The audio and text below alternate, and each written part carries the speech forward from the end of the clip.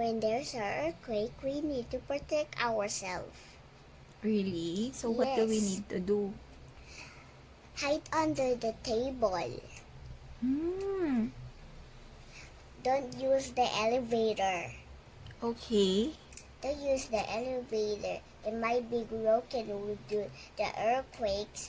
You have to fall on you, then you fell down. Okay. Where do I hide? Hide under the table. Ah. There's an earthquake, we need to protect ourselves. That's right. That's right. Hide under the table, not to the elevator. You have to call the firefighters. Hide under the. Don't use the elevator. Firefighters. Wow, very nice. So, we even class. Hmm? There's emergency. We need to go now. There's an emergency? Mommy, someone is sick. Oh, someone is sick. Okay, let's check it. Mommy, What happened with her? mommy. Why is she sick?